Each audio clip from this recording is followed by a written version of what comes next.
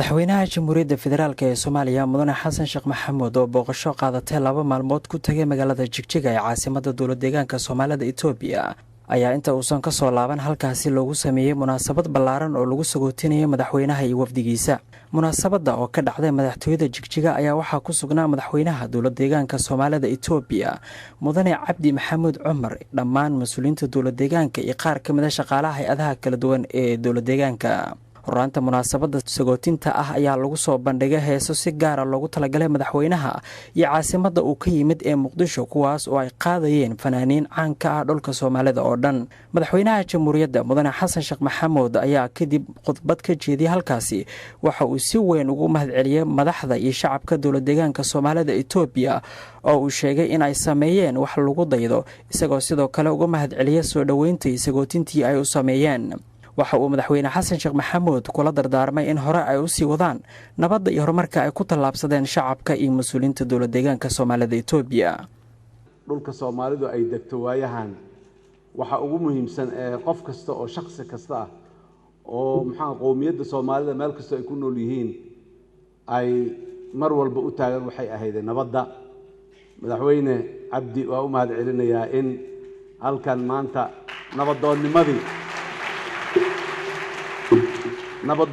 nabadoonnimadii Soomaaliya dhexdeeda dadka Soomaaliyeed meel kasta ay ku in loo nabadooneeyo, nabadna loo raadiyo. calaamooyinkii nabadoonka lagu yaqiinana halkan maanta lagu guddoonsiiyay. waxaan idin ballan qaadayaa inaan ka shaqayn doono nabadda iyo dadka Soomaalida meel kasta oo ay caalamka kaga nool yihiin in ay nabad ku noolaadaan, nabadna ku wada jiraan. dadka kale ee ay la nool yihiinna ay nabad kula noolaadaan. qaarad kasta iyo dal kasta oo caalamka ka tirsan oo ay degan yihiin. maantana muhiimadda noogu weyn oo aan u wada taagannahay, mas'uuliyadda aan u taagannahay waa arrintaa ku saabsan nabadda iyo deganaanshiyaha iyo amniga. kadibna intaa markii la helo ku guulaysano haddii alla yiraahdo waxaa iyadana ku xigi doona dabcan horumarkii iyo baraarihii iyo karaamadii iyo sharaftii oo aan maqaamkii iyo meeshii aan ku lahayn mujtamaca caalamka iyo qaaradda aan ku noolahay iyo gobolka intaba aan wada yeelan doono. taas haddii alla yiraahdo horeyna waan u ballan qaadnay, maantana mar kale waan ku celinaynaa. intaa kadib dadka Soomaalida ee dowladda deegaanka Soomaalida Itoobiya ku nool dhammaantood iyo mas'uuliyiintooda madaxdoodaba waxaan aad iyo aad uga mahadcelinaynaa soo dhaweyntii aad iyo aad u qiimaha badnayd, walaalnimada lahayd, shucuurta dadnimo ay ku dheehnayd. aniga iyo wafdigaygaba halkan nalagu soo dhaweeyay. sidoo kale madaxweyne xasan sheekh maxamuud ayaa sheegay in shacabka Soomaaliyeed uu gaarsiinayo fariinta ay u dhiibeen dadka walaalahooda ah. waxa uu xusay madaxweynaha in Soomaaliya ay qaaday wadadaasi horumarka leh, dhawaana miraheeda ay goran doonaan shacbiga Soomaaliyeed. dadka Soomaaliyeed waxaan u geyn doonaa haddii alla yiraahdo fariinta aad noo dhiibteen oo ah war annaguna waan noolnahay, waana tashanay, waana qurxoonnahay, horumar wanaagsan iyo dadnimo wanaagsanna waan ku tilaabsanay. Soomaaliyana sidaas oo kale aan la jecelnahay. iyo fariinta kale aad noo dhiibteen oo ah wax kasta oo Soomaaliya wanaajinayo waan samaynaynaa haddii aan nahay dadka iyo dowladda deegaanka iyo haddii aan nahay dadka iyo dowladda Ethiopia-ba. fariintaas ah oo aad noo dhiibteen waan gaarsiinaynaa shacabka Soomaaliyeed haddii alla yiraahdo. waxaan idin ballan qaadaynaa dhinaceena dowladda federaalka ee Soomaaliya iyo shacabka Soomaaliyeed dhammaantood ayaguna meel kastoo ay joogaan in ay ku shaqayn doonaan spiritkaas iyo niyaddaas wanaagsan ee walaalnimada ah.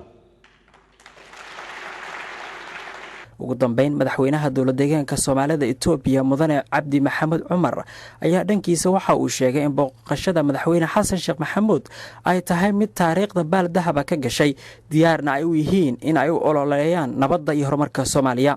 awal markan hawsha nabadgelyada ka shaqeynayay waxaan wadaan haynay waxay ahayd marka nabadgelyada aan dhamayno yaan horumarka dhamaynaynaa yaan sameeynaynaa ahayd. taas khalad bay noqotay, waxba waa lagu keeni waayay.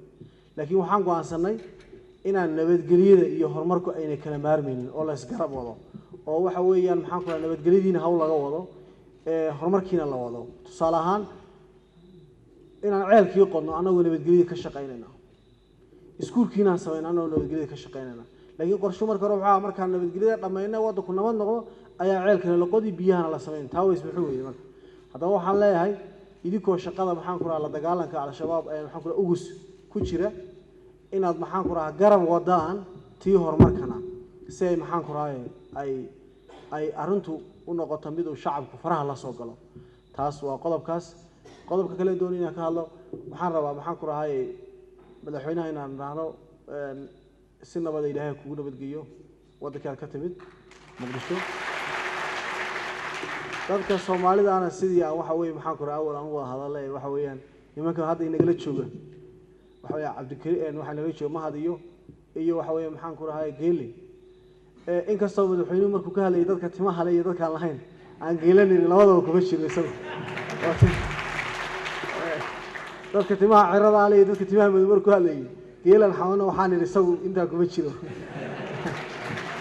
marka waxa weey anoo geeliya la hadlaya waxa weey maxaan ku rahaa mahadba wasiirka madaxtooyada oo runtii markii labaad yimid wax qabad fiican qabtay nabadayna ka shaqeeyay Mr. Mahad waa ninkii waxa weey maxaan ku rahaa wasiirkii uu noo soo diray Xasan markii waxa weeyaan dhankan waxa weeyaan dhanka xadkiisa ay dhibaatadu ka yar dhacday heshiiskan kala saxanay maanta wuxuu noqday mid miro dhalo oo nabad keenay oo dadku maanta maxaan ku rahaa ay cabayaan oo cunayaan oo ku saxanayaan madaxweynaha iyo wafdigiisa ayaa sidoo kale halkaa lagu guddoonsiiyay hadiyado dhaqameed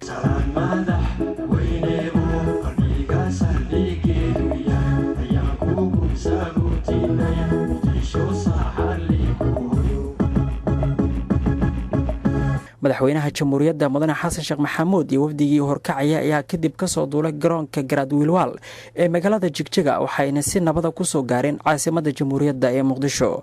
Faysal Muuse Maxamed, SNTV, Muqdisho.